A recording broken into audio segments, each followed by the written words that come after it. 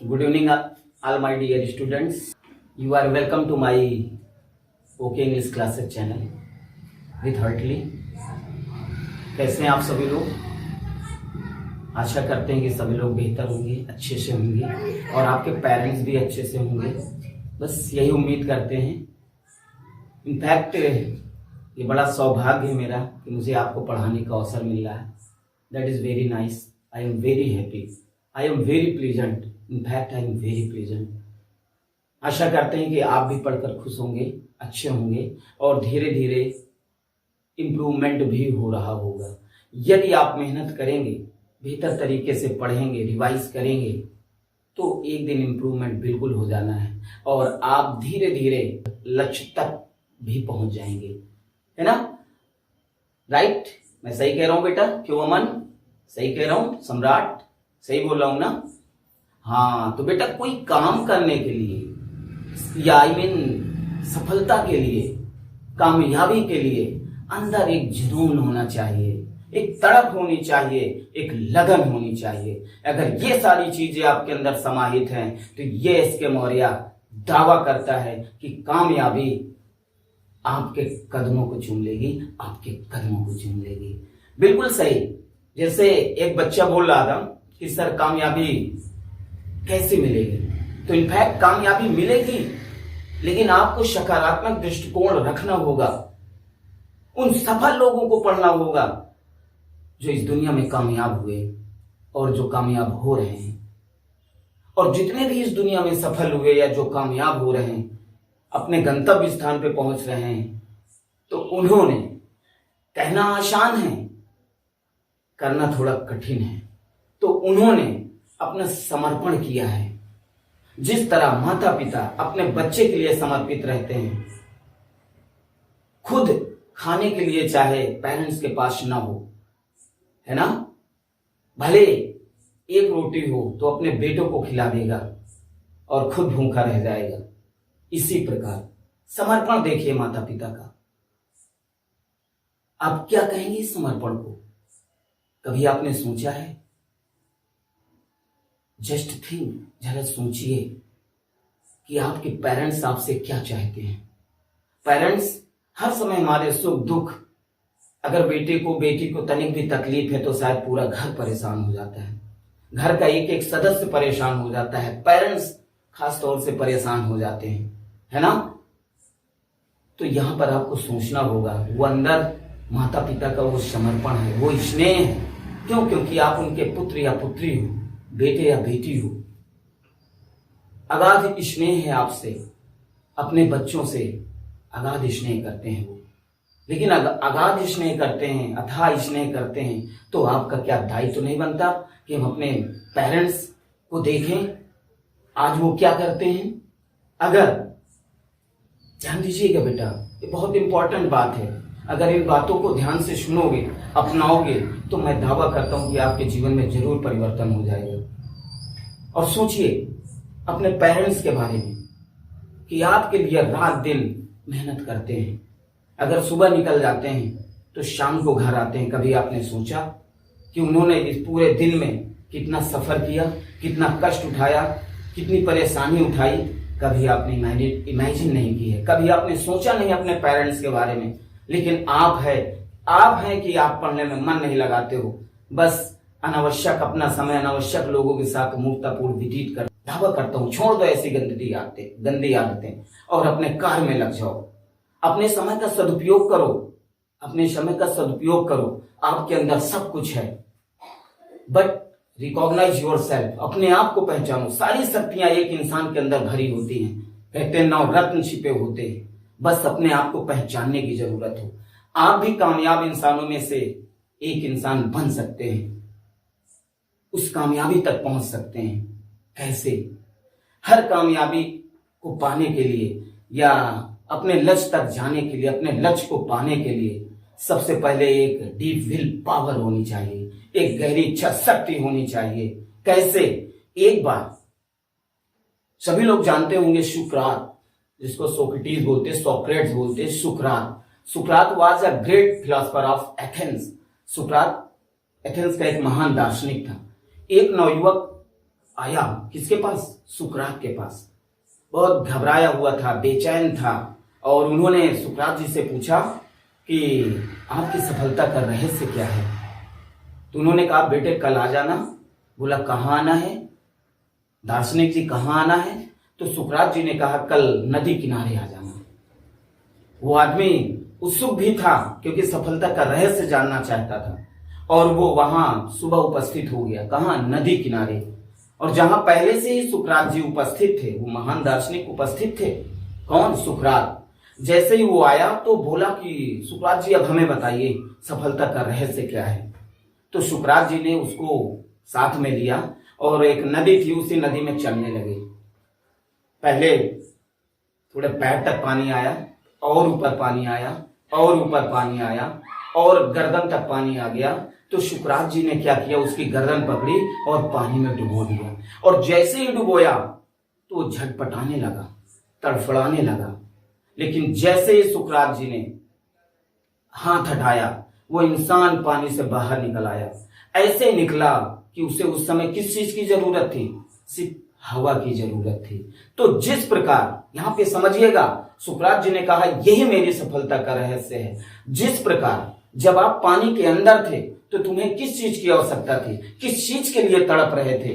तो उसने कहा हवा के लिए। तो सुकरात जी ने कहा कि बेटा यही मेरी सफलता का रहस्य है, यही मेरी सफलता का रहस्य है, यही मेरी सफलता का रहस्य है। यदि ऐसे ही गहरी इच्छा शक्ति अपने लक्ष्य तक पहुंचने, अपने लक्ष्य को पाने के लिए आपके अंदर है, तो यकीनन मैं दावा करता हूं दुनिया की कोई भी बाधा आपको कामयाब होने से नहीं रोक सकती, नहीं रोक सकती, नहीं रोक सकती। Thank you so much. Come to the point.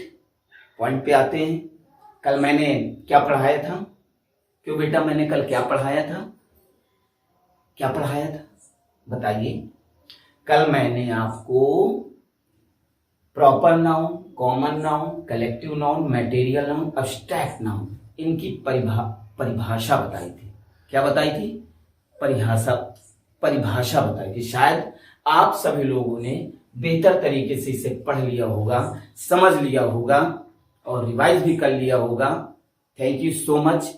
अगर पढ़ना पड़ेगा बेटा, अगर उस लक्ष्य तक पहुंचना है ना, अगर अपने मम्मी पापा और अपनी आकांक्षाओं को पूरा करना है तो मेहनत तो करना पड़ेगा। बिल्कुल सत्य, मेहनत करना पड़ेगा, डेफिनेट है, मेहनत करना पड़ेगा। आज ये भी बहुत बड़ी विडंबना है, आज पाना इतना चाहते हैं और मेहनत इतनी भी नहीं करना चाहते हैं। ये समाज में विकृतियां हैं, पर बेटा नहीं, ये सत्य नहीं है। सत्य यही है कि जितना महान, जितना बड़ा लक्ष्य होगा उतना ही आपको संघर्ष भी करना होगा। तो क्या आप तैयार हैं? क्या आप तैयार हैं अपने लक्ष्य तक पहुंचने के लिए? क्या आप तैयार हैं उस अमूल्य कामयाबी को हासिल करने के लिए? तैयार हैं आप? तैयार हैं तो बिल्कुल लग जाओ, डट जाओ और मेहनत करो और अपने पेरेंट्स की आज्ञा का पालन करो। आपको आज्ञाकारी भी बनना है, आपको चरित्रवान भी बनना है और आपको शिष्टाचार भी अपनाना है, अनुशासन भी अपनाना है। क्योंकि इस संसार में वही व्यक्ति सफल हुआ है जो चरित्रवान है। मुझे यहां पे कुछ बातें याद आ रही हैं, जैसा कि शेक्सपियर ने लिखा था। क्या लिखा था? Shakespeare wrote money has gone, some nothing has gone, health has gone, something has gone, but character has gone, everything has gone, everything has gone. तो बेटा you should defend our character first. सबसे पहले आपको अपने चरित्र की रक्षा करनी चाहिए, आपको चरित्रवान बनना है और एकाग्र होकर अपने कार्य में जुट जाना है। एक दिन वो दिन जरूर आएगा जिस दिन कामयाबी की माला आपके गले में होगी, आपके गले में होगी। Thank you so much. Come to the point. अब पॉइंट पे आते हैं, अपने लक्ष्य पे आते हैं। कल मैंने पढ़ाया था, क्या पढ़ाया था? एवरीबॉडी नोस, सभी लोग जानते हैं, सभी लोगों ने पढ़ा है ना? काइंड्स ऑफ नाउन का मैंने एक्सप्लेन किया था।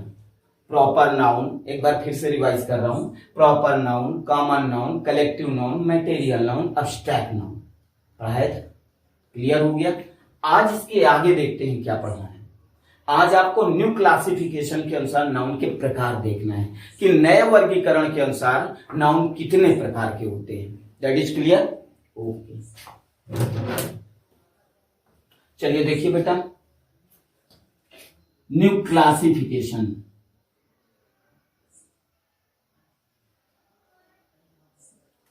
न्यू क्लासिफिकेशन पढ़ना बहुत आसान है ना। आकांक्षा, पढ़ना बहुत आसान है। गरिमा, सुन पा रही हो ना? हाँ, खुशी। देखिए, न्यू क्लासिफिकेशन के अनुसार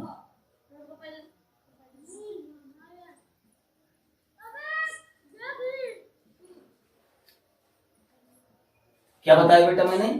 न्यू क्लासिफिकेशन के अनुसार नाउन दो प्रकार के होते हैं। कितने प्रकार के होते हैं? दो प्रकार के। I mean 2 types. दो प्रकार के होते हैं। कितने प्रकार के होते हैं? दो प्रकार के होते हैं। ठीक है, नाउन में इतना ही शेष बचा था कि नए। न्यू मतलब क्या होता है, देख लीजिएगा, ऐसा ना हो कि आए नहीं, ऐसा नहीं है। न्यू मतलब नए, और क्लासिफिकेशन को हिंदी में बेटा कहते हैं वर्गीकरण। क्या कहते हैं? वर्गीकरण। क्या कहते हैं मुन्ना? वर्गीकरण। क्या कहते हैं लल्ला? वर्गीकरण कहते हैं। तो नए वर्गीकरण के अनुसार नाउन कितने प्रकार के होते हैं? दो प्रकार के होते हैं। पहला कौन सा नाउन है बेटा? Please attention everyone. पहला है काउंटेबल। क्या है? काउंटेबल। क्या है बेटा? काउंटेबल। क्या है? काउंटेबल। और दूसरा क्या है बेटा? अनकाउंटेबल। क्या है? अनकाउंटेबल। क्या है मुन्ना? अनकाउंटेबल। क्या है चिंटू? अनकाउंटेबल। ठीक है, तो नए वर्गीकरण के अनुसार बेटा नाउन दो प्रकार के होते हैं। पहला होता है काउंटेबल, दूसरा होता है अनकाउंटेबल। काउंटेबल, अरे काउंट माने क्या होता है? गिनना। तो इसकी परिभाषा क्या बनेगी? देखिए, नंबर 1 हेडिंग डालूंगी काउंटेबल। अब आपको समझना है काउंटेबल किसे कहते हैं। काउंटेबल किसे कहते हैं? तो विच कैन बी काउंटेड, अर्थात जिसे गिना जा सके। जिसे लिखे दे रहा हूं, जिसे गिना जा सके। क्या किया जा सके? जिसे गिना जा सके, उसे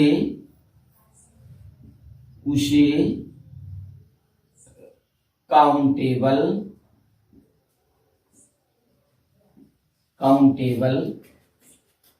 कहते हैं। क्या कहते हैं बेटा? काउंटेबल नाउन कहते हैं। अर्थात अंग्रेजी में भी आप बोल सकते हो विच कैन बी काउंटेड, जिसे गिना जा सके उसे क्या कहते हैं? काउंटेबल कहते हैं। जैसे, ध्यान दीजिएगा, कभी भूलेंगे नहीं। आज के बाद कभी आप भूलेंगे नहीं।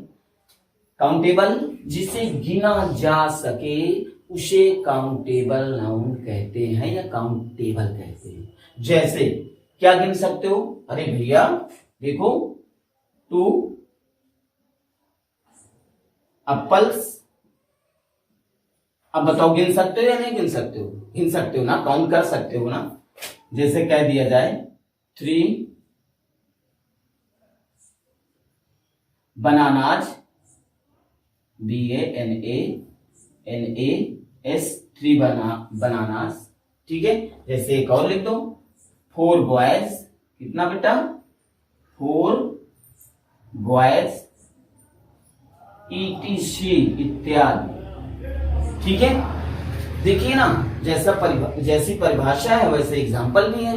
काउंटेबल किसे कहते हैं? याद हो गया होगा, ध्यान दीजिएगा, प्लीज अटेंशन एवरीवन। जिसे गिना जा सके उसे काउंटेबल नाउन कहते हैं। मेरे साथ बोलो, नो मेरे साथ बोलो। जिसे काउंटेबल किसे कहते हैं? जिसे गिना जा सके उसे काउंटेबल कहते हैं। जिसे गिना जा सके उसे काउंटेबल कहते हैं। जैसे 2 एप्पल्स, 3 बनानास, 4 बॉयज, ETC। गिन सकते हो ना? गिन सकते हो बेटा। तो ये सब आपके क्या है? Countable noun. That is clear? You have any problem? You can tell me without vacillation. यदि कहने का तात्पर्य है यदि आपको ना आया हो तो आप बिना हिचकिचाहट के पूछ सकते हैं, राइट कर सकते हैं। That is clear. चलिए आगे देखिए, दूसरा क्या है? अनकाउंटेबल। क्या है बेटा? अनकाउंटेबल।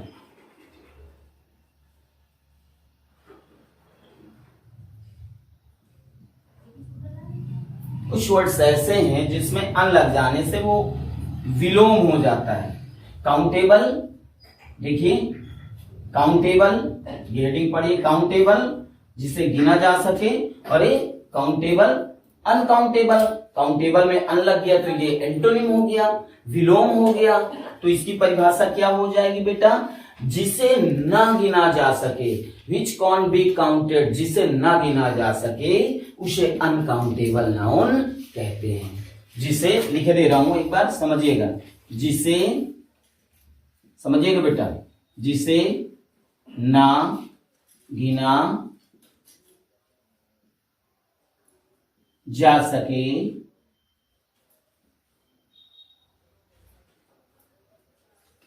उसे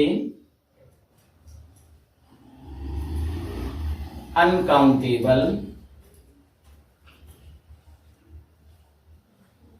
अनकाउंटेबल, देखिए UNCOUNTABLE, अनकाउंटेबल कहते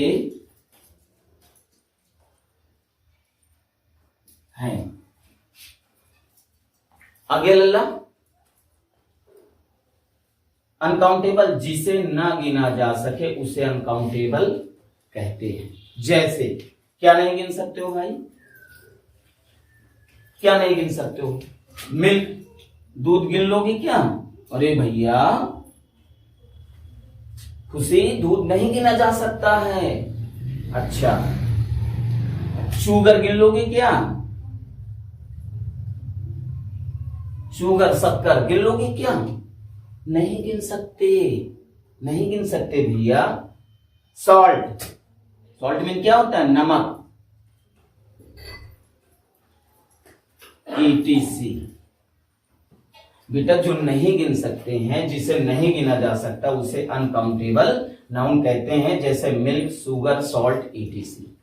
क्लियर हुआ? आशा करते हैं कि सभी लोग बेहतर तरीके से इसे राइट करेंगे, है ना, पढ़ेंगे, वॉच करेंगे ध्यानपूर्वक, राइट करेंगे और बेहतर तरीके से इसका रिवीजन भी करेंगे। चलिए, दैट इज वेरी नाइस। और जो मैंने इसके पहले पढ़ाया उसका रिवीजन करते रहिए। मैंने एक चीज और कहा है, डेली 10 मीनिंग्स पढ़ना है आपको, फर्स्ट, सेकंड, थर्ड फॉर्म। जो फ्लुएंटली इंग्लिश नहीं लिख पाते, पढ़ पाते हो, डेली एक पेज इंग्लिश राइटिंग लिखा करो। जैसे हिंदी में एक सुलेख लिखते हो उसी तरह अंग्रेजी का भी सुलेख एक पेज लिखा करो। ठीक है, ये होमवर्क में बिना कहे हुए डेली आपको कार्य करना है। क्या करना है होमवर्क में?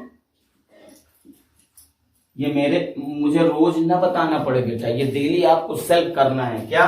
10 meanings, first, second, third form. ठीक है, लिखना है, याद करना है। और 1 page writing, 1 page English writing, 1 page English writing लिखना है। Daily daily daily daily daily ये कार्य करना है। अरे भैया, जब कोई कार्य डेली करोगे, डेली अभ्यास करोगे, because skills come from practice, निपुणता अभ्यास से आती है। जब आप अभ्यास करेंगे, एक दिन नहीं आएगा, 2 दिन नहीं आएगा, 3 दिन नहीं आएगा, एक दिन तो आने के लिए मजबूर हो जाएगा, एक दिन आने के लिए मजबूर हो जाएगा। That is clear, that is very nice. Thank you so much. Best of destiny and be a good cheer. Take yourself and your parents. Thank you so much.